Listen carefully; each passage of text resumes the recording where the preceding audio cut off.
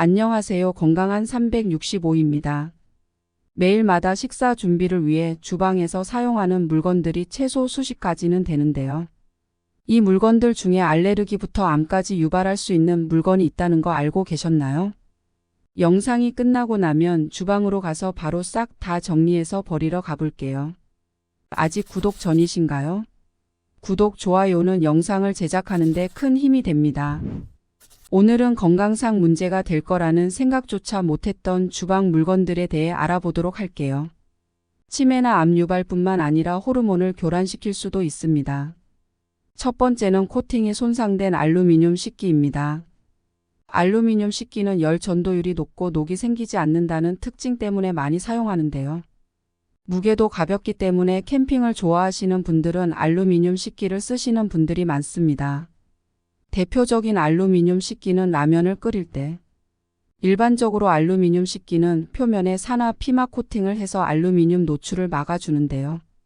알루미늄 식기를 오래 사용하거나 음식을 할 때 쇠 숟가락으로 휘저으면서 요리를 하는 경우, 그리고 설거지를 할 때 철 수세미나 까칠까칠한 수세미로 문지르면서 설거지를 하게 되면 표면의 산화 피막 코팅이 손상되면서 알루미늄이 유출될 수 있습니다.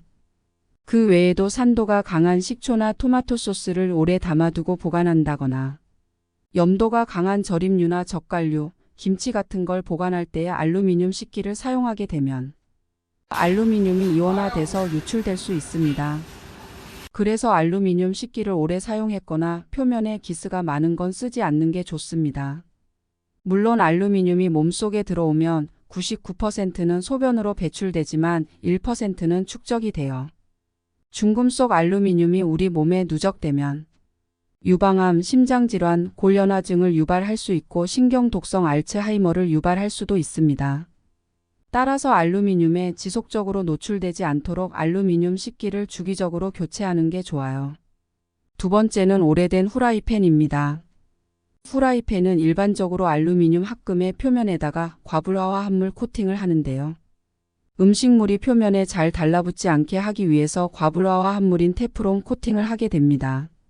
안정성이 좋고 다른 물질과 결합되거나 반응이 거의 없다고 알려져 있죠.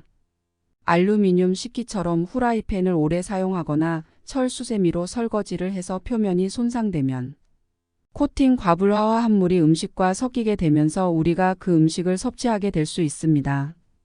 세 번째는 설거지에 오래 사용한 수세미입니다. 수세미에는 미세한 음식물 찌꺼기가 많이 남아있고 물기가 항상 많이 남아 있습니다. 세균이 번식하기 정말 완벽한 장소겠죠. 대장균이나 살모넬라균과 같은 식중독균이 번식하는 경우가 굉장히 많습니다.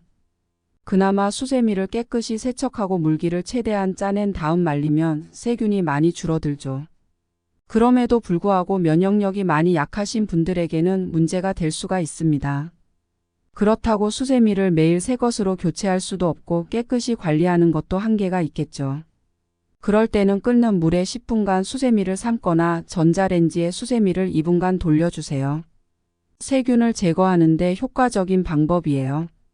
천이나 천연 스펀지 수세미는 전자레인지에 돌려도 괜찮지만 철수세미는 절대 안 됩니다. 또한 사용한 수세미는 일주일에 한 번씩 새 수세미로 교체해 주시는 게 좋습니다. 네 번째 물건은 바로 멜라민 수지 식기입니다. 우리가 옛날에 포장마차나 학교 앞 분식집에서 많이 봤던 알록달록한 플라스틱 용기입니다. 열에 강하고 가격도 저렴하기 때문에 식당에서 많이 사용했었는데요. 한동안 식당에서 모습을 감췄다가 요즘에는 옛날 레트로 감성이 유행하면서 멜라민 식기를 구매하는 분들이 굉장히 많아진 것 같습니다. 멜라민 수지는 단단한 플라스틱의 한 종류예요. 멜라민이라는 유기화 합물과 발암물질로 분류되어 있는 포르말데히드를 결합시킨 건데 이 결합된 멜라민은 조심해서 사용하시면 큰 문제가 없습니다. 다만 오래 사용하거나 손상이 됐을 때 발암물질인 포르말데히드가 노출될 수 있어요. 멜라민 식기는 자외선 소독기와 같은 곳에서 자외선에 오랫동안 노출이 되거나 인위적인 마찰이 가해질 경우 산도가 강하고 염도가 높은 음식을 보관하게 되는 경우예요. 그 외에 뜨거운 열에 노출되는 오븐이나 전자레인지에 식기를 사용할 때도 문제가 됩니다. 그래서 오래 사용한 멜라민 씻기는 멀쩡해 보여도 새 제품을 구매하거나 사용을 안 하시는 게 좋죠. 5번째는 재사용된 일회용 페트병입니다. 우리가 보통 플라스틱 페트병으로 된 생수를 많이 사서 드시잖아요. 다 마신 생수병을 그냥 버리자니 뭔가 아깝고 생수병에 쌀이나 곡식을 소분해서 보관하거나 차를 끓여서 식힌 후 생수병에 넣어서 마시고 매실 액기스를 만들어서 보관하기도 하죠. 이 페트병은 내부를 깨끗하게 세척하기 어려운 구조라서 세균이 번식하기 쉽습니다. 그래서 물을 다 마신 페트병은 재활용으로 분리수거 배출을 하는 게 제일 좋습니다.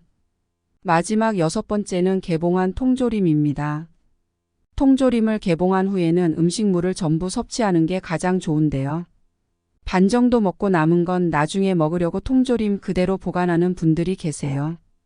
우리가 자주 섭취하는 참치 통조림이나 스팸들은 통조림 내부에 코팅이 되어 있는데요.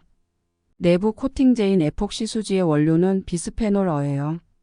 이 비스페놀이 체내에 들어오면 여성 호르몬인 에스트로겐과 구조가 유사하기 때문에 어린이에게는 성조숙증, 남성에게는 무정자증을 일으킬 수 있다고 알려져 있습니다.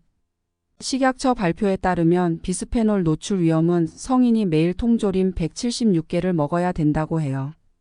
검출이 안 되거나 상당히 낮은 수치가 나타나기 때문에 안정성에 문제가 없다고 하지만 통조림을 개봉한 뒤에 보관을 해야 한다면 유리용기에 덜어서 보관하시길 권장드려요.